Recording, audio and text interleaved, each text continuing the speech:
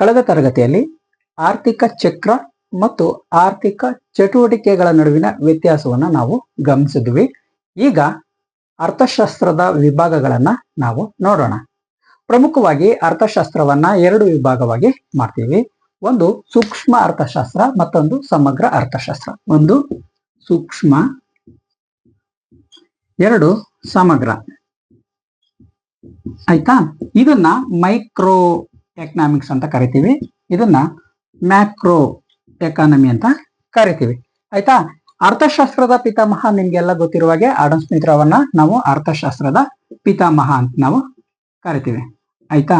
ಇವರು 1776ರಲ್ಲಿ ಬಿಡುಗಡೆ ಮಾಡಿದಂತಹ ವೆಲ್ತ್ ಆಫ್ ನೇಷನ್ಸ್,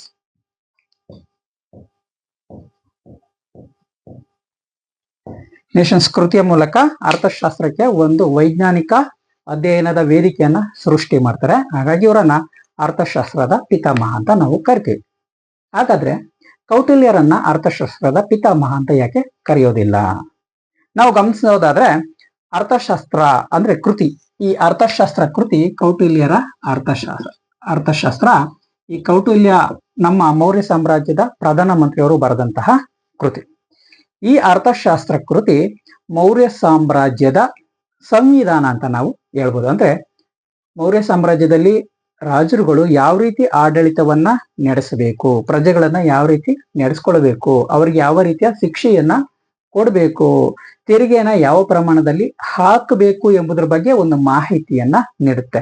ಈ ಮನುಸ್ಮೃತಿ ಯಾವ ರೀತಿ ಒಂದು ಸಾಮಾಜಿಕ ಸ್ತರವಿನ್ಯಾಸವನ್ನ ಸೃಷ್ಟಿ ಮಾಡುತ್ತೋ ಅದೇ ರೀತಿ ಈ ಅರ್ಥಶಾಸ್ತ್ರ ಮೌರ್ಯರ ಸಾಮ್ರಾಜ್ಯದ ಒಂದು ಸಂವಿಧಾನ ಅಂತ ನಾವು ಗುರುತಿಸಬಹುದು. ಹಾಗಾಗಿ ಅವರನ್ನ ಅರ್ಥಶಾಸ್ತ್ರದ ಪಿತಾಮಹ ಅಂತ ಕರೆಯೋದಿಲ್ಲ. ಆದ್ರೆ ಈ ವೆಲ್ತ್ ಆಫ್ ನೇಷನ್ಸ್ 1776ರಲ್ಲಿ ಬಿಡುಗಡೆಗೊಂಡಂತಹ ವೆಲ್ತ್ ಆಫ್ ನೇಷನ್ಸ್ ಅರ್ಥಶಾಸ್ತ್ರಕ್ಕೆ ಒಂದು ಪ್ರಮುಖವಾದ ವೇದಿಕೆಯನ್ನ ಸೃಷ್ಟಿ ಮಾಡುತ್ತೆ. ಹಾಗಾಗಿ ಆಡಮ್ ಸ್ಮಿತ್ ರವರನ್ನ ಅರ್ಥಶಾಸ್ತ್ರದ ಪಿತಾಮಹ ಅಂತ ನಾವು ಕರಿತೀವಿ. ಇವರು ಇಂಗ್ಲೆಂಡ್ನ ಶಾಸ್ತ್ರಜ್ಞರು. ಇವರು ಸ್ಕಾಟ್ಲೆಂಡ್ನವರು. ಹಾಗಾಗಿ ಸ್ಕಾಟ್ಲೆಂಡ್ ಸ್ಕ್ಯಾಟಿಸ್ ಅಂತ ನಾವು ಕರಿತೀವಿ. ಇವ್ರನ್ನ ಬಂಡವಾಳಶಾಹಿ ಆರ್ಥಿಕತೆಯ ಪಿತಾಮಹ ಅಂತಲೂ ಕೂಡ ನಾವು ಕರಿತೀವಿ. ಬಂಡವಾಳಶಾಹಿ ಆರ್ಥಿಕತೆಯ ಪಿತಾಮಹ ಅಂತ ನಾವು ಗುರುತಿಸ್ತೀವಿ. ಅಂದ್ರೆ ಇವರು ಬಂಡವಾಳಗಾರರಿಗೆ ಅತಿ ಹೆಚ್ಚಿನ ಪ್ರಾಮುಖ್ಯತೆಯನ್ನ ಕೊಡ್ತಾರೆ. ಹಾಗಾಗಿ ಇವರನ್ನ ಬಂಡವಾಳಶಾಹಿ ಆರ್ಥಿಕತೆಯ ಪಿತಾಮಹ ಅಂತ ನಾವು ಕರಿತೀವಿ. ಈಗ ಅರ್ಥಶಾಸ್ತ್ರವನ್ನ ಪ್ರಮುಖವಾಗಿ ಎರಡು ಭಾಗಗಳಾಗಿ ನಾವು ವಿಭಾಗ ಮಾಡ್ತೀವಿ. ಒಂದು ಸೂಕ್ಷ್ಮ ಅರ್ಥಶಾಸ್ತ್ರ, ಮತ್ತೊಂದು ಸಮಗ್ರ ಅರ್ಥಶಾಸ್ತ್ರ. ಈ ಎರಡು ಪದಗಳನ್ನ ಮೊದಲು ಸೃಷ್ಟಿ ಮಾಡಿದವರು ಯಾರು ಅಂತ ಹೇಳಿದ್ರೆ ಜಾನ್ ಟಿನ್ಬರ್ಗರ್, ಮತ್ತೊಬ್ರು ಇವರು ಜಾನ್ ಟಿನ್ಬರ್ಗರ್, ಮತ್ತೊಬ್ರು ರಾಗ್ನರ್ ಫ್ರಿಶ್.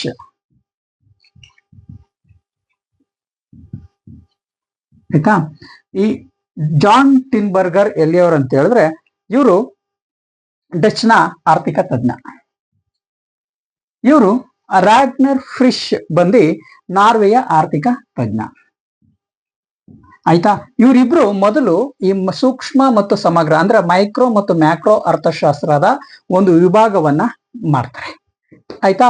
ಈಗ ಸಮಗ್ರ ಅರ್ಥಶಾಸ್ತ್ರದ ಪಿತಾಮಹನ ನಾವು ನೋಡೋದಾದ್ರೆ ನಾವು JM ಕೇನ್ಸರ್ ಅವರನ್ನ ನಾವು ಸಮಗ್ರ ಅರ್ಥಶಾಸ್ತ್ರದ ಪಿತಾಮಹ ಅಂತ ನಾವು ಕರಿತೀವಿ. ಇವರ general theory of employment, general theory of employment, Interest and ಮನಿ, ಈ ಕೃತಿಯ ಬಿಡುಗಡೆ ಮೂಲಕ ಅಂದ್ರೆ 1929ರಲ್ಲಿ ಅಮೆರಿಕದಲ್ಲಿ ಕಂಡಂತಹ ಮಹಾ ಆರ್ಥಿಕ ಮುಗ್ಗಟ್ಟು ಈ ಜಾನ್ ಮೆನರ್ಡ್ ಕೇನ್ಸರ್ ಅವರ ಸಮಗ್ರ ಅರ್ಥಶಾಸ್ತ್ರದ ವಿಭಾಗಕ್ಕೆ ಕಾರಣ ಆಗುತ್ತೆ. ಇವರ the General theory of employment and interest ಎಂಬ ಈ ಕೃತಿಯ ಮೂಲಕ ಸಮಗ್ರ ಅರ್ಥಶಾಸ್ತ್ರ ಸಮಗ್ರವಾಗಿ ವಿಸ್ತರಣೆಯನ್ನ ಗೊಳ್ಳುತ್ತೆ. ಹಾಗಾಗಿ ಸಮಗ್ರ ಅರ್ಥಶಾಸ್ತ್ರದ ಪಿತಾಮಹ ಯಾರು ಅಂತ ನಾವು ಕರಿತೀವಿ ಅಂದ್ರೆ JM ಕೇನ್ಸರ್ ಅವರನ್ನ ನಾವು ಸಮಗ್ರ ಅರ್ಥಶಾಸ್ತ್ರದ ಪಿತಾಮಹ ಅಂತ ನಾವು ಕರಿತೀವಿ. ಇತ್ತೀಚೆಗೆ ಅಂದ್ರೆ 1980ರ ದಶಕದ ನಂತರ ನಾವು ಗಣಿತಾತ್ಮಕ ಅರ್ಥಶಾಸ್ತ್ರ ಎಂಬ ಒಂದು ವಿಧಾನವನ್ನ ನಾವು ನೋಡ್ತೀವಿ. ಅಂದ್ರೆ ಇದು 1980ರ ದಶಕದ ನಂತರ ಇದಕ್ಕೆ ಪ್ರಾಮುಖ್ಯತೆ ಸಿಗುತ್ತೆ. ಸ್ನೇಹಿತರೆ, ನೀವು ಸ್ಪರ್ಧಾತ್ಮಕ ಪರೀಕ್ಷೆಗೆ ಅಧ್ಯಯನ ಮಾಡ್ತಾ ಇದ್ದೀರಾ. ಹಾಗಾಗಿ ಭಾರತೀಯ ಅರ್ಥಶಾಸ್ತ್ರ ಎಂಬ ವಿಚಾರದಲ್ಲಿ ಈ ಮೂರು ಅಂಶಗಳು ಪ್ರಮುಖವಾಗಿ ತಿಳ್ಕೊಳ್ಬೇಕು. ಸೂಕ್ಷ್ಮ ಅರ್ಥಶಾಸ್ತ್ರ ಮತ್ತು ಸಮಗ್ರ ಅರ್ಥಶಾಸ್ತ್ರ, ಇದರ ಜೊತೆಗೆ ಗಣಿತಾತ್ಮಕ ಅರ್ಥಶಾಸ್ತ್ರ. ಅರ್ಥಶಾಸ್ತ್ರದ ಪಿತಾಮಹ ಆಡಮ್ ಸ್ಮಿತ್, ಇವರನ್ನ ಬಂಡವಾಳಶಾಹಿ ಆರ್ಥಿಕತೆಯ ಪಿತಾಮಹ ಅಂತ ನಾವು ಕರಿತೀವಿ. ಅರ್ಥಶಾಸ್ತ್ರ ವಿಭಾಗಗೊಂಡಿದ್ದು ಅಂದ್ರೆ ರಾಜಕೀಯ ಅರ್ಥಶಾಸ್ತ್ರದಿಂದ ವಿಭಾಗಗೊಂಡಿದ್ದು 1776ರಲ್ಲಿ. ಯಾವ ಮೂಲಕ? ವೆಲ್ತ್ ಆಫ್ ನೇಷನ್ಸ್ ಎಂಬ ಕೃತಿಯ ಮೂಲಕ.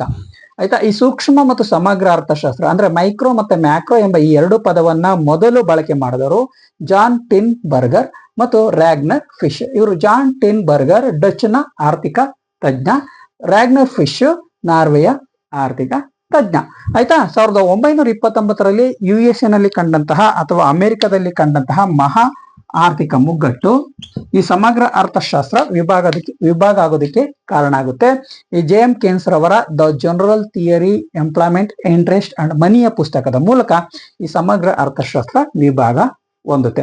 1980ರ ದಶಕದ ನಂತರ ಅರ್ಥಶಾಸ್ತ್ರದಲ್ಲಿ ಈ ಗಣಿತಾತ್ಮಕ ವಿಧಾನ ಎಂಬ ವಿಧಾನವನ್ನ ಅಳವಡಿಕೆ ಮಾಡಲಾಗುತ್ತೆ. ಹಾಗಾಗಿ 3 ವಿಭಾಗವಾಗಿ ನಾವು ಅಧ್ಯಯನವನ್ನ ಮಾಡ್ತೀವಿ. ಆಯ್ತಾ. ಈ ಗಣಿತಾತ್ಮಕ ವಿಧಾನ ಇಲ್ಲದೆ ಈ ಎರಡು ಅರ್ಥಶಾಸ್ತ್ರ ಅಂದ್ರೆ ಸೂಕ್ಷ್ಮ ಮತ್ತು ಸಮಗ್ರ ಅರ್ಥಶಾಸ್ತ್ರವನ್ನ ಸಮರ್ಪಕವಾಗಿ ಅರ್ಥ ಮಾಡಿಕೊಳ್ಳೋದಿಕ್ಕೆ ಸಾಧ್ಯನೇ ಇಲ್ಲ. ಈ ಗಣಿತನೇ ಅರ್ಥಶಾಸ್ತ್ರಕ್ಕೆ ಜೀವಾಳ. ಹಾಗಾಗಿ ಇದನ್ನು ಕೂಡ ಒಂದು ವಿಧಾನವಾಗಿ ನಾವು ಕರಿತೀವಿ. ಹಾಗಾಗಿ ಸ್ಟ್ಯಾಟಿಸ್ಟಿಕ್ಸ್ ಎಂಬ ಪ್ರತ್ಯೇಕ MA ನಲ್ಲಿ ಯಾರು ಅಧ್ಯಯನ ಮಾಡ್ತೀರಾ ಅಥವಾ BA ನಲ್ಲಿ ಯಾರು ಎಕನಾಮಿಕ್ಸ್ ಅನ್ನ ತೆಗೆದುಕೊಳ್ತೀರಾ ಅವ್ರಿಗೆ ಈ ಗಣಿತಾತ್ಮಕ ವಿಧಾನ ಅಥವಾ ಸಂಖ್ಯಾಶಾಸ್ತ್ರವನ್ನ ನೀವು ಅಧ್ಯಯನ ಮಾಡ್ತೀರಾ, ಅದು ಕಡಿಮೆ ಪ್ರಮಾಣದಲ್ಲಿ. ಆದ್ರೆ ಈ ಅಸಿಸ್ಟೆಂಟ್ ಪ್ರೊಫೆಸರ್ ಆಗ್ಬೇಕಂದ್ರೆ ಅಂದ್ರೆ ಎಕನಾಮಿಕ್ಸ್ ವಿಭಾಗದಲ್ಲಿ ಅಸಿಸ್ಟೆಂಟ್ ಪ್ರೊಫೆಸರ್ ಆಗ್ಬೇಕಂತ ಹೇಳಿದ್ರೆ ಇದು ವಿಶಾಲವಾದಂತಹ ಒಂದು ಅಧ್ಯಯನ ವ್ಯಾಪ್ತಿ, ಅತಿ ಮುಖ್ಯವಾಗಿ ಅಧ್ಯಯನವನ್ನ ಮಾಡಬೇಕಾಗುತ್ತೆ. ಇದಿಷ್ಟು ಅರ್ಥಶಾಸ್ತ್ರದ ವಿಭಾಗಗಳನ್ನ ನಾವು ನೋಡಿದ್ವಿ. ನೆಕ್ಸ್ಟ್ ಆರ್ಥಿಕ ಸಮಸ್ಯೆಗಳನ್ನ ನಾವು ಅಧ್ಯಯನ ಮಾಡೋಣ. ಅದಕ್ಕೂ ಮೊದಲೇ ಈ ಸೂಕ್ಷ್ಮ ಅಂದ್ರೆ ಮೈಕ್ರೋ, ಮ್ಯಾಕ್ರೋ ಅಂದ್ರೆ ಸಣ್ಣ ಘಟಕಗಳ ಅಧ್ಯಯನ ಕುರಿತು. ಅಂದ್ರೆ ರಾಷ್ಟ್ರದಲ್ಲಿರುವಂತಹ ಒಂದು ಘಟಕ, ಯಾವ್ದಾದ್ರು ಒಂದು ಕೈಗಾರಿಕೆ ಆಗಿರ್ಬೋದು ಅಥವಾ ಒಂದು ಕುಟುಂಬ ಅಥವಾ ರಾಜ್ಯದ ಒಂದು ಜಿಲ್ಲೆ ಅಥವಾ ಒಂದು ತಾಲೂಕಿನ ಅಧ್ಯಯನವನ್ನ ನಾವು ಸೂಕ್ಷ್ಮವಾಗಿ ನಾವು ಗಮನಿಸಬಹುದು. ಈ ಸಮಗ್ರ ಅಂದ್ರೆ ಇಡೀ ರಾಷ್ಟ್ರ ಅಥವಾ ಇಡೀ ರಾಜ್ಯ ಅಥವಾ ಇಡೀ ಜಿಲ್ಲೆ ಅಥವಾ ಇಡೀ ಒಂದು ಗ್ರಾಮವನ್ನ ಅಧ್ಯಯನ ಮಾಡುವಂತಹ ಒಂದು ವಿಧಾನವನ್ನ ನಾವು ಸಮಗ್ರವಾಗಿ ಅಧ್ಯಯನ ಮಾಡ್ತೀವಿ ಅಂತ ನಾವು ತಿಳ್ಕೊಳ್ತೀವಿ. ಸೊ ಇದಿಷ್ಟು ಅರ್ಥಶಾಸ್ತ್ರ ವಿಭಾಗಗಳ ಒಂದು ಪ್ರಾಮುಖ್ಯತೆ. ಹಾಗಾದ್ರೆ ಮೂಲ ಆರ್ಥಿಕ ಸಮಸ್ಯೆಗಳನ್ನ ನಾವು ನೋಡೋಣ. ಮೂಲ ಆರ್ಥಿಕ ಸಮಸ್ಯೆಗಳು ಅಂದ್ರೆ ಈ 3 ಆರ್ಥಿಕ ಸಮಸ್ಯೆಗಳು ಇಲ್ಲ ಅಂತ ಹೇಳಿದ್ರೆ ನಾವು ಅರ್ಥಶಾಸ್ತ್ರವನ್ನ ಅಧ್ಯಯನ ಮಾಡೋದಕ್ಕೆ ಅವಶ್ಯಕತೆನೇ ಇರಲಿಲ್ಲ. ಈ ಮೂಲ ಆರ್ಥಿಕ ಸಮಸ್ಯೆಗಳು 3 ವಿಧಗಳಿವೆ. ಅಂದ್ರೆ ಮೂಲ ಆರ್ಥಿಕ ಸಮಸ್ಯೆಗಳನ್ನ ನಾವು ನೋಡೋಣ. ಒಂದು ಈಗಿಲ್ಲಿ ಮೂಲ ಆರ್ಥಿಕ ಸಮಸ್ಯೆಗಳು ಎಷ್ಟಿವೆ? 3 ವಿಧಗಳಿವೆ. ಅವು ಯಾವ್ಯಾವು ಅಂತ ನೋಡಿದ್ರೆ, ಒಂದು, ನಾವು ಯಾವಾಗ್ಲೂ ಅಷ್ಟೇ, ನಾವು ಯಾವುದೇ ವಸ್ತುವನ್ನ ಕೊಳ್ಳಬೇಕಾದ್ರೆ ಅಥವಾ ಉತ್ಪಾದನೆ ಮಾಡಬೇಕಾದ್ರೆ ಅಥವಾ ವಿನಿಮಯ ಮಾಡ್ಕೊಳ್ಬೇಕಾದ್ರೆ ನಾವು ಕೆಲವೊಂದು ಸಮಸ್ಯೆಗಳನ್ನ ನಾವು ಎದುರಿಸ್ತೀವಿ. ಹಾಗಾಗಿ ಆರ್ಥಿಕತೆಯಲ್ಲೂ ಕೂಡ 3 ಮುಖ್ಯವಾದಂತಹ ಮೂಲ ಸಮಸ್ಯೆಗಳನ್ನ ನಾವು ಗಮನಿಸ್ತೀವಿ. ಮೊದಲನೇದಾಗಿ ನಾವು ಏನನ್ನ ಉತ್ಪಾದನೆ ಮಾಡಬೇಕು.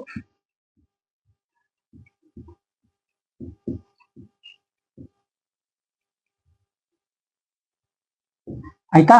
ಇದು ಮೊದಲನೇ ಮುಖ್ಯವಾದಂತಹ ಸಮಸ್ಯೆ, ನಾವು ಏನನ್ನ ಉತ್ಪಾದನೆ ಮಾಡಬೇಕು. ಎರಡನೇದು ಹೇಗೆ ಉತ್ಪಾದನೆ ಮಾಡಬೇಕು. ಎರಡನೇದು ಹೇಗೆ.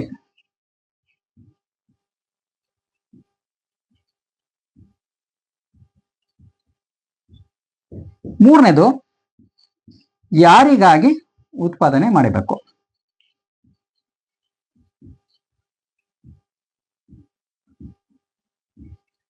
ಆಯ್ತಾ. ಈ 3ಅನ್ನ ನಾವು ಮೂಲ ಆರ್ಥಿಕ ಸಮಸ್ಯೆಗಳು ಅಂತ ನಾವು ಗುರುತಿಸ್ತೀವಿ ಅದರಲ್ಲಿ ಎಕನಾಮಿಕ್ಸ್ ಅಲ್ಲಿ. ಹಾಗಾದ್ರೆ ನಾವು ಏನನ್ನ ಉತ್ಪಾದನೆ ಮಾಡಬೇಕು ಎಂಬ ವಿಚಾರವನ್ನ ನಾವು ಗಮನಿಸೋದಾದ್ರೆ ಇದನ್ನ ಆಯ್ಕೆಯ ಸಮಸ್ಯೆ ಅಂತ ನಾವು ಕರಿತೀವಿ.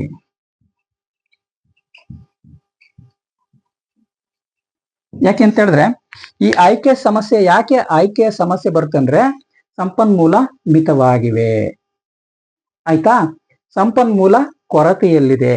ಹಾಗಾಗಿ ನಾವು ಯಾವುದನ್ನ ಉತ್ಪಾದನೆ ಮಾಡಬೇಕು. ಈಗ ಉದಾಹರಣೆಗೆ 1 ಎಕರೆ ಭೂಮಿ ಇದೆ ಅಂತ ನಾವು ತಿಳ್ಕೊಳ್ಳೋಣ. ಈ 1 ಎಕರೆ ಭೂಮಿಯಲ್ಲಿ ಆಹಾರ ವಸ್ತುಗಳನ್ನ ಉತ್ಪಾದನೆ ಮಾಡಬೇಕಾ ಅಥವಾ ಕೈಗಾರಿಕೆಯನ್ನ ಸ್ಥಾಪನೆ ಮಾಡಬೇಕಾ? ಅಂದ್ರೆ ಭೂಮಿ ಸೀಮಿತವಾಗಿದೆ, ಭೂಮಿಯನ್ನ ವಿಸ್ತಾರ ಮಾಡೋದಕ್ಕೆ ಸಾಧ್ಯ ಇಲ್ಲ. ಒಂದು ಗುಂಡಾಗಿರುವಂತಹ ಭೂಮಿಯನ್ನ ವಿಸ್ತಾರ ಮಾಡೋದಕ್ಕೆ ಸಾಧ್ಯನೇ ಇಲ್ಲ. ಹಾಗಾಗಿ ಭೂಮಿ ಸೀಮಿತವಾಗಿದೆ. ಈ ಸೀಮಿತವಾದಂತಹ ಭೂಮಿಯಲ್ಲಿ ನಾವು ಏನನ್ನ ಉತ್ಪಾದನೆ ಮಾಡಬೇಕು? ನಮಗೆ ಅತ್ಯವಶ್ಯಕವಾಗಿ ಬೇಕಾಗಿರುವಂತಹ ಆಹಾರ ವಸ್ತುಗಳನ್ನ ಉತ್ಪಾದನೆ ಮಾಡಬೇಕಾ ಅಥವಾ ಕೈಗಾರಿಕೆಯನ್ನ ಸ್ಥಾಪನೆ ಮಾಡಬೇಕಾ? ಇದು ಸಮಸ್ಯೆ. ಈ ಸಮಸ್ಯೆಯನ್ನ ನಾವು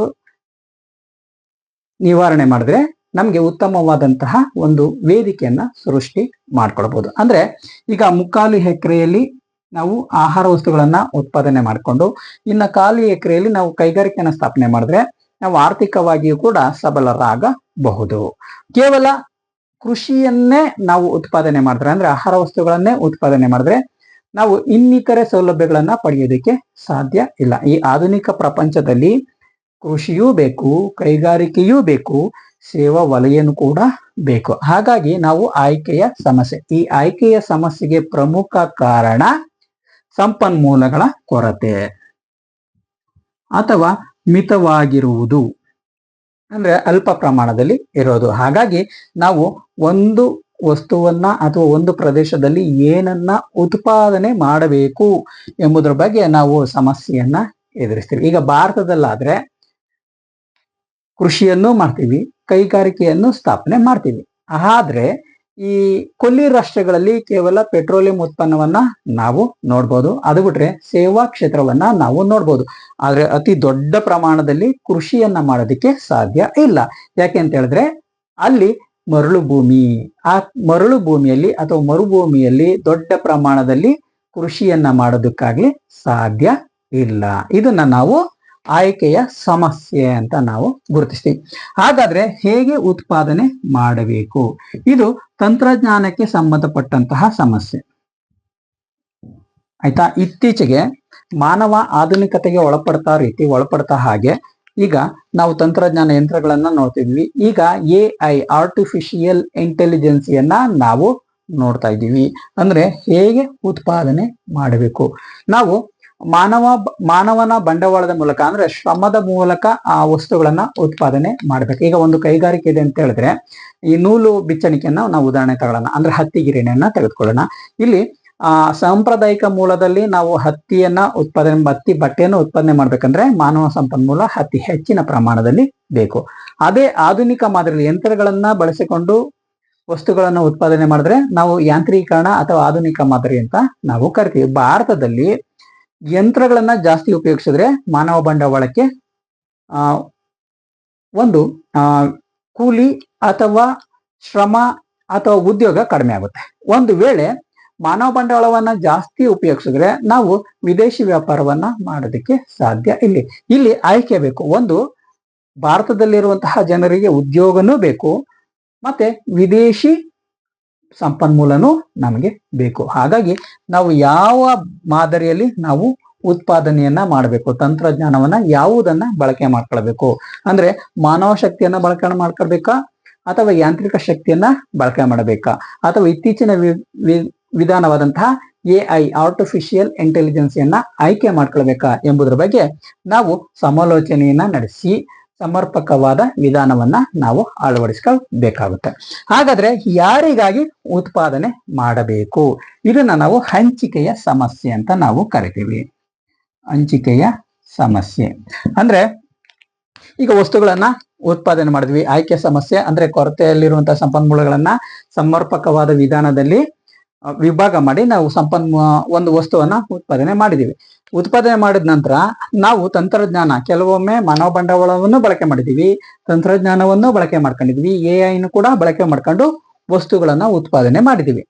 ಹಾಗಾದ್ರೆ ಆ ವಸ್ತು ಉತ್ಪಾದನೆ ಆದ ತಕ್ಷಣ ಆರ್ಥಿಕತೆಯಲ್ಲಿ ಅಭಿವೃದ್ಧಿ ಸಾಧ್ಯ ಇಲ್ಲ. ಅದನ್ನ ನಾವು ಮಾರಾಟ ಮಾಡಬೇಕು ಅಥವಾ ಗ್ರಾಹಕರಿಗೆ ನೀಡಬೇಕು ಅಥವಾ ಅನುಭೋಗಿಗಳಿಗೆ ನೀಡಬೇಕು.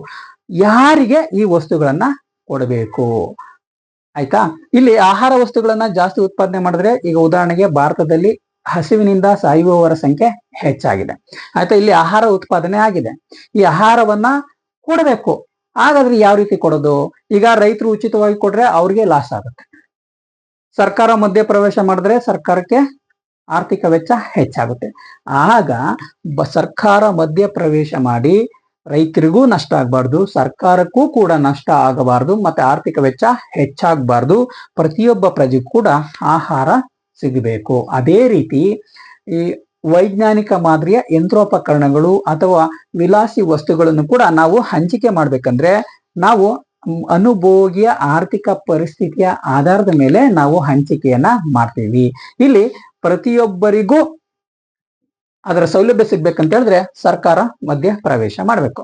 ಸರ್ಕಾರ ಮಧ್ಯ ಪ್ರವೇಶ ಮಾಡೋದಿಲ್ಲ ಅಂತ ಹೇಳಿದ್ರೆ ಎಲ್ರಿಗೂ ಕೂಡ ಸಮರ್ಪಕವಾದ ಸಮನಾದ ರೀತಿಯ ಸಂಪನ್ಮೂಲ ಸಿಗೋದಿಲ್ಲ. ಸಂಪನ್ಮೂಲಗಳ ಏಕೀಕರಣ ಅಥವಾ ಕೇಂದ್ರೀಕರಣ ಆಗುತ್ತೆ. ಈ ಕೇಂದ್ರೀಕರಣವನ್ನ ತಡಿಬೇಕಂತ ಹೇಳಿದ್ರೆ ಅಂದ್ರೆ ಸಂಪನ್ಮೂಲದ ಕೇಂದ್ರೀಕರಣವನ್ನ ತಡೆಯಬೇಕಾದ್ರೆ ಸರ್ಕಾರ ಮಧ್ಯ ಪ್ರವೇಶ ಮಾಡಬೇಕು. ಈ ಪ್ರಜಾಪ್ರಭುತ್ವ ಸರ್ಕಾರಗಳಲ್ಲಿ ಸರ್ಕಾರದ ಹಂಚಿಕೆಯ ಪ್ರಧಾನ ವ್ಯವಸ್ಥೆ ಅತಿ ಮುಖ್ಯವಾಗಿ ಅವಶ್ಯಕವಾಗಿದೆ. ಈಗ ಉದಾಹರಣೆಗೆ ಕರ್ನಾಟಕದಲ್ಲಿ ಪಂಚ ಗ್ಯಾರಂಟಿಗಳನ್ನ ಕೊಟ್ಟಿದ್ದಾರೆ. ಅಂದ್ರೆ ಅನ್ನಭಾಗ್ಯ ಇರ್ಬೋದು, ಶಕ್ತಿ ಯೋಜನೆ ಇರ್ಬೋದು. ಇಂತಹ ಯೋಜನೆಗಳು ಹಂಚಿಕೆಯ ಸಮಸ್ಯೆಯನ್ನ ಬಗೆಹರಿಸ್ತವೆ. ಇದು ಪ್ರಮುಖವಾಗಿ ಮೂಲ ಆರ್ಥಿಕ ಸಮಸ್ಯೆಗಳು ಅಂತ ನಾವು ಗುರುತಿಸಿವಿ. ನೆಕ್ಸ್ಟ್ ಆರ್ಥಿಕ ವ್ಯವಸ್ಥೆ ಬಗ್ಗೆ ನಾವು ನೋಡೋಣ.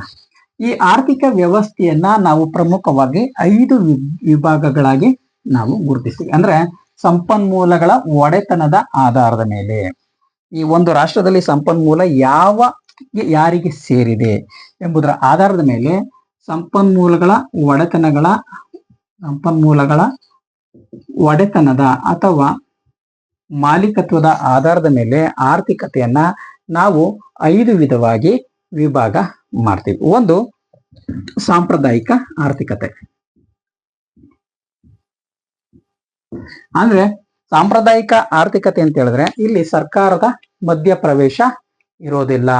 ಬೇಡಿಕೆ ಮತ್ತು ಪೂರೈಕೆ ಅಂದ್ರೆ ಈ ಡಿಮ್ಯಾಂಡ್ ಮತ್ತೆ ಸಪ್ಲೈ ಇದೆಯಲ್ಲ, ಇವು ತನ್ನಿಂದ ತಾನೇ ನಿರ್ಧಾರ ಆಗ್ತವೆ, ತನ್ನಿಂದ ತಾನೇ ಒಂದು ಸಮತೋಲನ ಸ್ಥಿತಿಯನ್ನ ಸಾಧಿಸ್ತವೆ ಅನ್ನೋದನ್ನ ನಾವು ಸಾಂಪ್ರದಾಯಿಕ ಆರ್ಥಿಕತೆ ಅಂತ ನಾವು ಕರಿತೀವಿ. ಇದನ್ನ ನಾವು ಪ್ರಮುಖವಾಗಿ ಕೃಷಿ ಪ್ರಧಾನ ರಾಷ್ಟ್ರಗಳಲ್ಲಿ ನಾವು ಗಮನಿಸಬಹುದು. ಆಯ್ತಾ, ಈ ಸಾಂಪ್ರದಾಯಿಕ ಆರ್ಥಿಕತೆಯಲ್ಲಿ ಸರ್ಕಾರದ ಮಧ್ಯ ಪ್ರವೇಶ ಇರೋದಿಲ್ಲ. ಮಾರುಕಟ್ಟೆ ತನ್ನಿಂದ ತಾನೇ ಸಮತೋಲನವನ್ನ ಸಾಧಿಸುತ್ತೆ. ಇಲ್ಲಿ ನಿರುದ್ಯೋಗದ ಪ್ರಮಾಣ ಹೆಚ್ಚಿರುತ್ತೆ. ಕೃಷಿ ಆರ್ಥಿಕತೆಯನ್ನ ನಾವು ಗಮನಿಸಬಹುದು.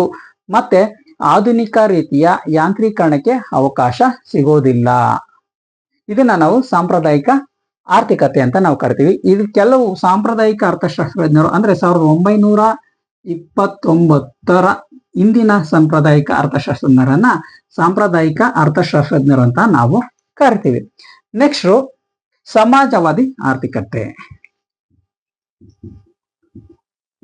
ಇಲ್ಲಿ ಸಂಪನ್ಮೂಲಗಳ ಸಂಪೂರ್ಣ ಒಡೆತನ ಸರ್ಕಾರದ ಕೈಲಿರ್ತದೆ. ಸರ್ಕಾರವೇ ಎಲ್ಲವನ್ನ ನಿಯಂತ್ರಣ ಮಾಡುತ್ತೆ. ಸಂಪನ್ಮೂಲಗಳ ಹಂಚಿಕೆಯನ್ನು ಕೂಡ ಸರ್ಕಾರವೇ ಮಾಡುತ್ತೆ. ಉದಾಹರಣೆಗೆ ನಾವು ಚೀನಾ ಸರ್ಕಾರವನ್ನ ಗಮನಿಸಬಹುದು. ಇಲ್ಲಿ ಕೃಷಿ ಭೂಮಿಯಿಂದ ಹಿಡಿದು ಎಲ್ಲಾ ಸಂಪನ್ಮೂಲಗಳು ಸರ್ಕಾರದ ಹೊಡೆತನದಲ್ಲೇ ಇದೆ. ಸರ್ಕಾರ ಎಲ್ರಿಗೂ ಕೂಡ ಸಮರ್ಪಕವಾಗಿ ಸಮ ಪ್ರಮಾಣದಲ್ಲಿ ಸಂಪನ್ಮೂಲವನ್ನ ಹಂಚಿಕೆ ಮಾಡುತ್ತೆ. ಸಂಪನ್ಮೂಲಗಳ ಕೇಂದ್ರೀಕರಣಕ್ಕೆ ಈ ಸಮಾಜವಾದಿ ಆರ್ಥಿಕತೆಯಲ್ಲಿ ಅವಕಾಶ ಇಲ್ಲ. ಇಲ್ಲಿ ಎಲ್ರಿಗೂ ಕೂಡ ಸಮರ್ಪಕವಾದಂತಹ ಒಂದು ಸೌಲಭ್ಯಗಳು ಸಿಗ್ತವೆ. ನೆಕ್ಸ್ಟ್ ಬಂಡವಾಳಶಾಹಿ ಆರ್ಥಿಕತೆ.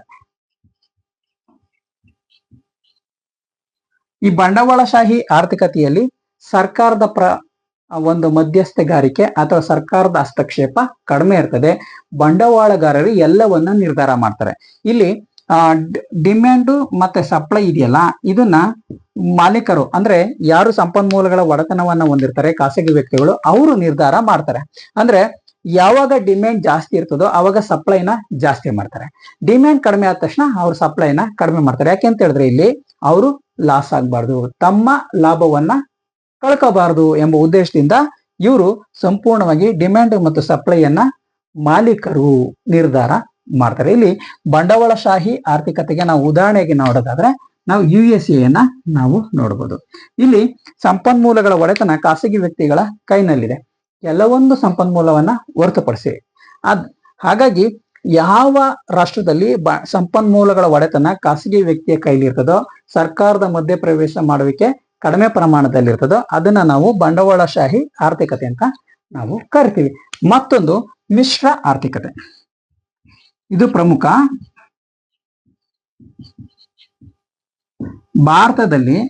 ಭಾರತಕ್ಕೆ ಸಂಬಂಧಪಟ್ಟಂತಹ ಈ ಮಿಶ್ರ ಆರ್ಥಿಕತೆ ಅತಿ ಪ್ರಮುಖವಾಗಿ ತಿಳ್ಕೊಳ್ಬೇಕಾದಂತಹ ಆರ್ಥಿಕತೆ. ಯಾಕೆಂತ ಹೇಳಿದ್ರೆ IAS ಪ್ರಿಲಿಮ್ಸ್ ಅಂದ್ರೆ ಸಿವಿಲ್ ಸರ್ವಿಸ್ ಎಕ್ಸಾಮ್ ನ 2018 ಎಕ್ಸಾಮ್ ನಲ್ಲಿ ಭಾರತ ಒಂದು ಮಿಶ್ರ ಆರ್ಥಿಕತೆ ಉದಾಹರಣೆ ಸಹಿತ ವಿವರಿಸಿ ಅಂತೇಳಿ 10 ಮಾರ್ಕ್ಸ್ಗೆ ಒಂದು ಕ್ವಶನ್ ಅನ್ನ ಕೊಟ್ಟಿದ್ರು. ಅದು ಮಿಶ್ರ ಆರ್ಥಿಕತೆಗೆ ಸಂಬಂಧಪಟ್ಟ ಹಾಗೆ, ಆಯ್ತಾ. ಅಂದ್ರೆ 2018ರಲ್ಲಿ ಈ ಪ್ರಶ್ನೆಯನ್ನ ಕೊಟ್ಟಿದ್ರು. IAS ಅಂದ್ರೆ ಪ್ರಿಲಿಮ್ಸ್, ಸಿವಿಲ್ ಸರ್ವಿಸ್ ಪ್ರಿಲಿಮ್ಸ್ ಅಲ್ಲಿ ಈ ಪ್ರಶ್ನೆಯನ್ನ ಕೊಟ್ಟಿದ್ದಾರೆ. ಅಂದ್ರೆ ಸಮಾಜವಾದಿ ಆರ್ಥಿಕತೆಯನ್ನು ಜೊತೆಗೆ ಬಂಡವಾಳಶಾಹಿ ಆರ್ಥಿಕತೆ ಎರಡು ಮಿಶ್ರ ವ್ಯವಸ್ಥೆಯನ್ನ ನಾವು ಮಿಶ್ರ ಆರ್ಥಿಕ ವ್ಯವಸ್ಥೆ ಅಂತ ನಾವು ಕರಿತೀವಿ. ಅಂದ್ರೆ ಸಮಾಜವಾದಿ ಆರ್ಥಿಕತೆ ಮತ್ತೆ ಬಂಡವಾಳಶಾಹಿ ಆರ್ಥಿಕತೆಯನ್ನ ನಾವು ನೋಡಿದ್ವಿ. ಸಮಾಜವಾದಿ ಆರ್ಥಿಕತೆ ಅಂದ್ರೆ ಸಂಪನ್ಮೂಲದ ಸಂಪೂರ್ಣ ಒಡೆತನ ಸರ್ಕಾರದ್ದು, ಬಂಡವಾಳಶಾಹಿ ಆರ್ಥಿಕತೆ ಅಂದ್ರೆ ಸಂಪನ್ಮೂಲದ ಸಂಪೂರ್ಣ ಒಡೆತನ ಖಾಸಗಿ ವ್ಯಕ್ತಿದು. ಇಲ್ಲಿ ಎರಡು ವಿಧವನ್ನ ನಾವು ಭಾರತದಲ್ಲಿ ನೋಡಬಹುದು. ಅಂದ್ರೆ ಸಂಪನ್ಮೂಲಗಳ ಒಡೆತನ ಭಾರತ ಸರ್ಕಾರಕ್ಕೂ ಸೇರಿದೆ. ಈ ಸಂಪನ್ಮೂಲವನ್ನ ಹರಾಜು ಹಾಕುವ ಮೂಲಕ ಬಂಡವಾಳಶಾಹಿಗೂ ಕೂಡ ಭಾರತ ಸರ್ಕಾರ ಪ್ರೋತ್ಸಾಹವನ್ನ ನೀಡ್ತಾ ಇದೆ.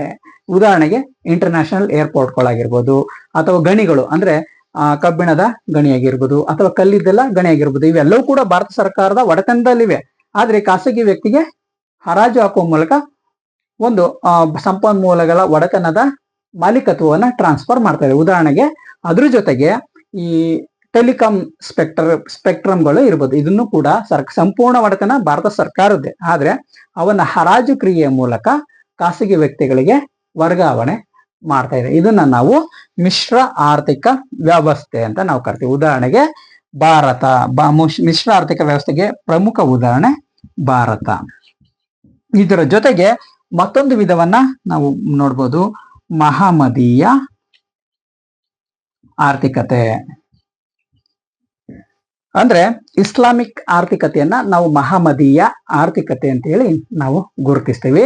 ಧಾರ್ಮಿಕತೆಯ ಆಧಾರದ ಮೇಲೆ ನಡೆಯುವಂತಹ ಆರ್ಥಿಕತೆಯನ್ನ ನಾವು ಇಸ್ಲಾಮಿಕ್ ಅಥವಾ ಮಹಮ್ಮದೀಯ ಆರ್ಥಿಕತೆ ಅಂತೇಳಿ ನಾವು ಗುರುತಿಸ್ತೀವಿ. ಇದಿಷ್ಟು ಸಂಪನ್ಮೂಲಗಳ ಒಡೆತನದ ಆಧಾರದ ಮೇಲೆ ಆರ್ಥಿಕತೆಯನ್ನ ನಾವು ವಿಭಾಗ ಮಾಡ್ತೀವಿ. ಅಂದ್ರೆ 5 ವಿಭಾಗವಾಗಿ ನಾವು ಗುರುತಿಸ್ತೀವಿ. ಹಾಗಾದ್ರೆ ರಾಷ್ಟ್ರಗಳ ಅಭಿವೃದ್ಧಿ ಮತ್ತು ತಲಾದಾಯದ ಮೇಲೂ ಕೂಡ ವಿಶ್ವಸಂಸ್ಥೆ ರಾಷ್ಟ್ರಗಳನ್ನ ವಿಭಾಗ ಮಾಡಿದೆ. ಅಂದ್ರೆ ಒಂದೊಂದು ಆರ್ಥಿಕತೆ ಅವು ಹೊಂದಿರುವಂತಹ GDP ಮತ್ತು ತಲಾದಾಯದ ಆಧಾರದ ಮೇಲೆ ಇದು ಬಡ ರಾಷ್ಟ್ರ, ಶ್ರೀಮಂತ ರಾಷ್ಟ್ರ, ಮಧ್ಯಮ ಆದಾಯ ರಾಷ್ಟ್ರ, ಮಧ್ಯಮ ಹಿಂದುಳಿದ ರಾಷ್ಟ್ರ ಅಂತ ನಾನು ಅಂದ್ರೆ US United States of Nations UNO ಗುರುತಿಸಿದೆ, ವಿಶ್ವಸಂಸ್ಥೆ ಗುರುತಿಸಿದೆ. ಒಂದು GDP ಮತ್ತೊಂದು ಪರ್ ಕ್ಯಾಪಿಟಾ ಇನ್ಕಮ್. ಇವುಗಳ ಆಧಾರದ ಮೇಲೆ 3 ವಿಭಾಗವಾಗಿ ರಾಷ್ಟ್ರಗಳನ್ನ ಗುರುತಿಸಿದೆ. ಒಂದು ಬಡತನದಲ್ಲಿರುವಂತಹ ರಾಷ್ಟ್ರ,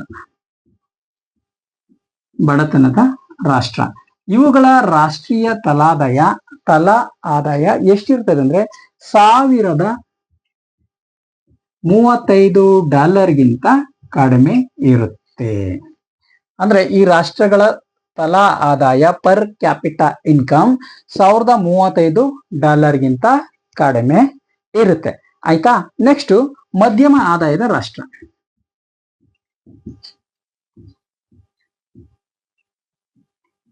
ಇದನ್ನ ಮತ್ತೆ 2 ಭಾಗ ಮಾಡ್ತಾರೆ. ಒಂದು ಮಧ್ಯಮ ಆದಾಯದ ಹಿಂದುಳಿದ ರಾಷ್ಟ್ರ. ಇದು $1036 ಎಷ್ಟಿರ್ತದೆ ಗೊತ್ತಾ? $1036 $4045 ನಡುವೆ ತಲಾದಾಯವನ್ನ ಹೊಂದಿರ್ತದೆ. ಯಾವುದು? ಒಂದೇದು ಮಧ್ಯಮ ಹಿಂದುಳಿದ ಆದಾಯ, ಮಧ್ಯಮ ಮೇಲ್ವರ್ಗದ ಆದಾಯದ ರಾಷ್ಟ್ರ ಅಂದ್ರೆ $4046 12,000 ಎಷ್ಟಿರ್ಬೋದು, 12,535 ನಡುವೆ ಇರ್ತದೆ. ಮೇಲ್ವರ್ಗದ ಮಧ್ಯಮ ಆದಾಯದ ರಾಷ್ಟ್ರ ಎಷ್ಟಿರ್ತದೆ ಅಂದ್ರೆ $4,046 ನಿಂದ $12,535 ವರೆಗೆ ಇದರ ತಲಾದಾಯ ಇರ್ತದೆ. ಶ್ರೀಮಂತ ಆದಾಯದ ರಾಷ್ಟ್ರ ಮೂರನೇ ವಿಭಾಗ ಶ್ರೀಮಂತ ರಾಷ್ಟ್ರಗಳು. ಈ ಶ್ರೀಮಂತ ರಾಷ್ಟ್ರಗಳ ತಲಾ ಆದಾಯ $12,536 ಗಿಂತ ಹೆಚ್ಚಿರ್ತದೆ. ಇದನ್ನ 2019 ತಲಾದಾಯದ ಆಧಾರದ ಮೇಲೆ ವಿಶ್ವಸಂಸ್ಥೆ ವಿಭಾಗ ಮಾಡಿರುವಂತಹದ್ದು. ನಿಮ್ಗೆ ಮತ್ತೊಮ್ಮೆ ನೋಡಿ, 2019 ತಲಾದಾಯದ ಆಧಾರದ ಮೇಲೆ ವಿಶ್ವಸಂಸ್ಥೆ ರಾಷ್ಟ್ರಗಳನ್ನ ವಿಭಾಗ ಮಾಡಿದೆ. ಅದು ಬಡತನದಲ್ಲಿರುವಂತಹ ರಾಷ್ಟ್ರನ, ಮಧ್ಯಮ ಆದಾಯದ ರಾಷ್ಟ್ರನ ಅಥವಾ ಶ್ರೀಮಂತ ರಾಷ್ಟ್ರನ ಎಂಬುದನ್ನ ಗುರುತಿಸಿದೆ. ಈ ಉದಾಹರಣೆಗೆ ಬಡತನದಲ್ಲಿರುವಂತಹ ರಾಷ್ಟ್ರ ಅಂದ್ರೆ $1,035 ಗಿಂತ ಕಡಿಮೆ ಇದ್ರೆ ಅದನ್ನ ಬಡತನ ವ್ಯಾಪ್ತಿಯಲ್ಲಿರುವಂತಹ ರಾಷ್ಟ್ರ ಅಂತ ಹೇಳಿ ವಿಶ್ವಸಂಸ್ಥೆ ಗುರುತಿಸಿದ್ದಾರೆ. ಅಂದ್ರೆ ಆ ರಾಷ್ಟ್ರದ ತಲಾದಾಯ ಪರ್ ಕ್ಯಾಪಿಟಾ ಇನ್ಕಮ್. ಮಧ್ಯಮ ಆದಾಯದ ರಾಷ್ಟ್ರಗಳನ್ನ ನಾವು ನೋಡಿದ್ರೆ ಅದರಲ್ಲೂ ಮಧ್ಯಮ ಆದಾಯದ ಹಿಂದುಳಿದ ರಾಷ್ಟ್ರ ಅಂತ ನಾವು ಗುರುತಿಸ್ತೀವಿ. ಅದರಲ್ಲಿ 2 ಭಾಗ ಮಾಡ್ತೀವಿ. ಒಂದು $1,036 ಗಿಂತ ಹೆಚ್ಚು, $4,047 ಗಿಂತ ಕಡಿಮೆ ಆದಾಯವನ್ನ ಹೊಂದಿದ್ರೆ ಮಧ್ಯಮ ಹಿಂದುಳಿದ ಆದಾಯದ ರಾಷ್ಟ್ರ. $4,046 ಗಿಂತ ಹೆಚ್ಚು, $12,535 ಗಿಂತ ಕಡಿಮೆ ತಲಾದಾಯವನ್ನ ಹೊಂದಿದ್ರೆ ಅದನ್ನ ಮಧ್ಯಮ ಆದಾಯದ ಮೇಲ್ವರ್ಗದ ರಾಷ್ಟ್ರ ಅಂತ ನಾವು ಗುರುತಿಸ್ತೀವಿ. ಶ್ರೀಮಂತ ರಾಷ್ಟ್ರ ಅಂತ ನಾವು ಗುರುತಿಸೋದು ಆ ರಾಷ್ಟ್ರದ ತಲಾದಾಯ ಎಷ್ಟಿರ್ಬೇಕಂದ್ರೆ $12,536 ಗಿಂತ ಜಾಸ್ತಿ ಇದ್ರೆ ನಾವು ಅದನ್ನ ಶ್ರೀಮಂತ ರಾಷ್ಟ್ರ, ಬಂಡವಾಳಶಾಹಿ ರಾಷ್ಟ್ರ, ಮುಂದುವರೆದ ರಾಷ್ಟ್ರ ಅಂತ ನಾವು ಗುರುತಿಸ್ತೀವಿ. ಈ ಸಾಮಾನ್ಯವಾಗಿ ನಾವು USA, UK, Europe union, Japan ಈ ತರದ ರಾಷ್ಟ್ರಗಳನ್ನ ನಾವು ಗುರುತಿಸ್ತೀವಿ. ಅಲ್ಲಿ ಶ್ರೀಮಂತ ರಾಷ್ಟ್ರಗಳಲ್ಲಿ ನಾವು ಗುರುತಿಸ್ತೀವಿ. ಸೊ ಇದಿಷ್ಟು GDP ಮತ್ತು ಪರ್ ಕ್ಯಾಪಿಟಾ ಇನ್ಕಮ್ ಆಧಾರದ ಮೇಲೆ ವಿಶ್ವಸಂಸ್ಥೆ ರಾಷ್ಟ್ರಗಳನ್ನ ವಿಭಾಗ ಮಾಡಿರೋದನ್ನ ನಾವು ನೋಡ್ತೀವಿ. ಈಗ ಆರ್ಥಿಕತೆಯನ್ನ ಪ್ರಮುಖವಾಗಿ ನಾವು 3 ವಲಯಗಳಾಗಿ ರೂಪಿಸ್ತೀವಿ: primary sector, secondary sector and territory sector. ನಿಮ್ಗೆ ಸಾಮಾನ್ಯವಾಗಿ ಗೊತ್ತಿದೆ, ಆರ್ಥಿಕತೆಯನ್ನ 3 ವಲಯಗಳಾಗಿ ರೂಪಿಸ್ತೀವಿ. ಎಷ್ಟಿದೆ? 3. ಆದ್ರೆ ಈಗ ಇತ್ತೀಚೆಗೆ ಮತ್ತೊಂದು ವಲಯವನ್ನ ನಾವು ಗುರುತಿಸಿದೀವಿ. ಈಗ ಮೊದಲನೇದು ನಮ್ಗೆ ಗೊತ್ತಿರುವ ಹಾಗೆ ಪ್ರಾಥಮಿಕ ವಲಯ. ಈ ಪ್ರಾಥಮಿಕ ವಲಯ ಯಾವ್ದು ಬರುತ್ತೆ ಅಂತ ಹೇಳಿದ್ರೆ ಕೃಷಿ ಮತ್ತು ಕೃಷಿ ಸಂಬಂಧಿತ ಚಟುವಟಿಕೆ, ಮೀನುಗಾರಿಕೆ, ಅದ್ರ ಜೊತೆಗೆ ಕ್ವಾರಿ ಸಂಬಂಧಿತ ಚಟುವಟಿಕೆಗಳನ್ನ ನಾವು ಈ ಪ್ರಾಥಮಿಕ ವಲಯದಲ್ಲಿ ಗುರುತಿಸ್ತೀವಿ. ಅಂದ್ರೆ ಪ್ರಮುಖವಾಗಿ ಇಲ್ಲಿ ಮಾನವ ಸಂಪನ್ಮೂಲ ಅತಿ ಹೆಚ್ಚಿನ ಪ್ರಮಾಣದಲ್ಲಿ ತೊಡಗಿಸಿಕೊಂಡಿರುವಂತಹ ಒಂದು ವಲಯ. ಆಯ್ತಾ? ಇದನ್ನ ನಾವು ಪ್ರಾಥಮಿಕ ವಲಯ ಅಂತ ನಾವು ಗುರುತಿಸ್ತೀವಿ. ಮತ್ತೊಂದು ದ್ವಿತೀಯ ವಲಯ. ಇದನ್ನ ನಾವು ಕೈಗಾರಿಕೆ ಅಂದ್ರೆ ಯಾಂತ್ರೀಕರಣಕ್ಕೆ ಹೆಚ್ಚಿನ ಪ್ರಮಾಣದಲ್ಲಿ ತಂತ್ರಜ್ಞಾನವನ್ನ ಬಳಸುವಂತಹ ಒಂದು ವಲಯವನ್ನ ನಾವು ದ್ವಿತೀಯ ವಲಯ ಅಂತ ನಾವು ಗುರುತಿಸ್ತೀವಿ. ಮತ್ತೊಂದು ತೃತೀಯ ವಲಯ. ಇದನ್ನ ನಾವು ಸೇವಾ ವಲಯ ಅಂತ ನಾವು ಗುರುತಿಸ್ತೀವಿ. ಅಂದ್ರೆ ಎಜುಕೇಶನ್, ಬ್ಯಾಂಕು, ಈ ತರದ ನಾವು ಸೇವೆಗಳನ್ನ ನೀಡುವಂಥದ್ದನ್ನ ನಾವು ಸೇವಾ ವಲಯದಲ್ಲಿ ಗುರುತಿಸ್ತೀವಿ. ನಿಮ್ಗೆ ನಿಮ್ಮ ಗಮನಕ್ಕಿರ್ಲಿ, ಅತಿ ಹೆಚ್ಚಿನ ಪ್ರಮಾಣದಲ್ಲಿ ಯಾವ ರಾಷ್ಟ್ರದಲ್ಲಿ ಸೇವಾ ವಲಯ ರಾಷ್ಟ್ರಕ್ಕೆ GDPಯನ್ನ ಅತಿ ಹೆಚ್ಚಿನ ಪ್ರಮಾಣದಲ್ಲಿ ಕೊಡುಗೆಯನ್ನ ನೀಡುತ್ತೋ GDPಗೆ, ಅದನ್ನ ನಾವು ಅತಿ ಶ್ರೀಮಂತ ರಾಷ್ಟ್ರ ಅಂತ ನಾವು ಗುರುತಿಸ್ತೀವಿ. ಅಂದ್ರೆ ಸೇವಾ ವಲಯದ ಕೊಡುಗೆ GDPಗೆ ಅತಿ ಹೆಚ್ಚಿನ ಪ್ರಮಾಣದಲ್ಲಿ ಇರಬೇಕು. ಸೊ 2000 ಹಿಂದೆ ಇದು ಅತಿ ಹೆಚ್ಚಿನ ಪ್ರಮಾಣದಲ್ಲಿ GDPಗೆ ಪ್ರಾಮುಖ್ಯತೆಯನ್ನ ಕೊಡುಗೆಯನ್ನ ನೀಡ್ತಾ ಇತ್ತು. ಆದ್ರೆ 2000 ನಂತರ GDPಗೆ ಅತಿ ಹೆಚ್ಚಿನ ಕೊಡುಗೆಯನ್ನು ನೀಡ್ತಾ ಇರೋದು ತೃತೀಯ ವಲಯ. ಇಲ್ಲಿ ಲಾಭ ಜಾಸ್ತಿ, ಆದಾಯ ಜಾಸ್ತಿ. ಇದನ್ನ ನಾವು GDPಗೆ ಅತಿ ಹೆಚ್ಚಿನ ಪ್ರಮಾಣದಲ್ಲಿ ಕೊಡುಗೆಯನ್ನು ನೀಡಿದ್ರೆ ಅದನ್ನ ನಾವು ಶ್ರೀಮಂತ ರಾಷ್ಟ್ರ ಅಂತ ನಾವು ಕರಿತೀವಿ. ಈಗ ನಾನು ಆರ್ಥಿಕತೆಯನ್ನ ಪ್ರಮುಖವಾಗಿ 3 ವಲಯಗಳಾಗಿ ನಾವು ವಿಭಾಗ ಮಾಡಿದೀವಿ. ಇದರ ಜೊತೆಗೆ ಮತ್ತೊಂದು ವಲಯ ಅಂತ ನಾವು ನೋಡಿದ್ವಿ, ಅದನ್ನ ನಾವು ಚತುರ್ಥ ವಲಯ ಅಂತ ನಾವು ಗುರುತಿಸ್ತೀವಿ. ಇದು ನಿಮಗೆ ಗೊತ್ತಿರುವ ಹಾಗೆ IT, ಇನ್ಫಾರ್ಮೇಶನ್ ಟೆಕ್ನಾಲಜಿ. ಆಯ್ತಾ? ನೆಕ್ಸ್ಟ್ ಒಂದು BPO, ಮತ್ತೊಂದು ರಿಸರ್ಚ್ ಅಂಡ್ ಡೆವಲಪ್ಮೆಂಟ್. ಇದನ್ನ ನಾವು ಚತುರ್ಥ ವಲಯ ಅಂತ ನಾವು ಗುರುತಿಸಿದೀವಿ. 1980ರ ದಶಕದಲ್ಲಿ ಭಾರತ ಸರ್ಕಾರ ಸೇವಾ ವಲಯಕ್ಕೆ ಅಂದ್ರೆ IT ಗೆ ಅತಿ ಹೆಚ್ಚಿನ ಪ್ರಾಮುಖ್ಯತೆಯನ್ನ ಕೊಟ್ಟಿತು. ಹಾಗಾಗಿ ಭಾರತದಲ್ಲಿ ಸಾಫ್ಟ್ವೇರ್ ರಫ್ತು ಅತಿ ಹೆಚ್ಚಿನ ಪ್ರಮಾಣದಲ್ಲಿ ಬೆಳವಣಿಗೆ ಆಗೋದಕ್ಕೆ ಸಾಧ್ಯ ಆಗ್ತು. ಈಗ ಭಾರತ ಏನಾದ್ರೂ ಇನ್ನೂ ವೇಗವಾಗಿ ಬೆಳವಣಿಗೆ ಸಾಧಿಸ್ಬೇಕು ಅಂತ ಹೇಳಿದ್ರೆ, ಅಭಿವೃದ್ಧಿಯನ್ನ ಸಾಧಿಸ್ಬೇಕಂತ ಹೇಳಿದ್ರೆ, ನಾವು ಚತುರ್ಥ ವಲಯ ಮತ್ತೆ ತೃತೀಯ ವಲಯಕ್ಕೆ ಅತಿ ಹೆಚ್ಚಿನ ಪ್ರಾಮುಖ್ಯತೆಯನ್ನ, ಅತಿ ಹೆಚ್ಚಿನ ಬಂಡವಾಳವನ್ನ ಹೂಡಿಕೆ ಮಾಡಬೇಕು. ಈ ಎರಡೂ ವಲಯಕ್ಕೆ ಅತಿ ಹೆಚ್ಚಿನ ಪ್ರಮಾಣದಲ್ಲಿ ಬಂಡವಾಳವನ್ನ ಹೂಡಿಕೆ ಮಾಡಿದ್ರೆ ಭಾರತ ಸೂಪರ್ ಪವರ್ ರಾಷ್ಟ್ರ ಆಗೋದಲ್ಲಿ ಯಾವುದೇ ಅನುಮಾನ ಬೇಡ. ಈ ಬಂಡವಾಳ ಭಾರತದಲ್ಲಿ ಕಡಿಮೆ ಇರೋದ್ರಿಂದ ನಮ್ಗೆ FDI, foreign development direct investment ಅತಿ ಹೆಚ್ಚಿನ ಪ್ರಮಾಣದಲ್ಲಿ ಹೂಡಿಕೆ ಆಗಬೇಕು. ಸೊ ನಾವೀಗಾಗ್ಲೇ ನೋಡಿರುವ ಹಾಗೆ ಡಾಲರ್ ಮೌಲ್ಯ ಕಡಿಮೆ ಆಗ್ತಾ ಇದೆ, ರೂಪಾಯಿ ಮೌಲ್ಯ ಕಡಿಮೆ ಆಗ್ತಾ ಇದೆ, ಡಾಲರ್ ಮೌಲ್ಯ ಜಾಸ್ತಿ ಆಗ್ತಾ ಇದೆ ಭಾರತದ ಸಂಬಂಧಪಟ್ಟ ಹಾಗೆ. ಇದು ನಾವು ಸಮ ಪ್ರಮಾಣದಲ್ಲಿ ಅಥವಾ ಒಂದು ಸಮಮಿತಿಯನ್ನ ಕಾಪಾಡಬೇಕಂದ್ರೆ ಈ FDI ಅತಿ ಹೆಚ್ಚಿನ ಪ್ರಮಾಣದಲ್ಲಿ ಒಳಹರಿವು ಆಗ್ಬೇಕು. ಬಂಡವಾಳ ಹೂಡಿಕೆ ಈ ಎರಡು ವಲಯಗಳಲ್ಲಿ ಅತಿ ಹೆಚ್ಚಿನ ಪ್ರಮಾಣದಲ್ಲಿ ಆಗಬೇಕು. ಇದಿಷ್ಟು ಭಾರತದ ಆರ್ಥಿಕತೆಗೆ ಸಂಬಂಧಪಟ್ಟಂತಹ ಮೊದಲ ಅಧ್ಯಾಯ. ಅಂದ್ರೆ ಭಾರತದ ಆರ್ಥಿಕತೆ ಕುರಿತಾದಂತಹ ಪುಸ್ತಕದ ಮೊದಲ ಅಧ್ಯಾಯದಲ್ಲಿ ನಿಮ್ಗೆ ಕಂಡು ಬರುವಂತಹ ಪ್ರಮುಖ ಅಂಶಗಳು. ಆಯ್ತಾ?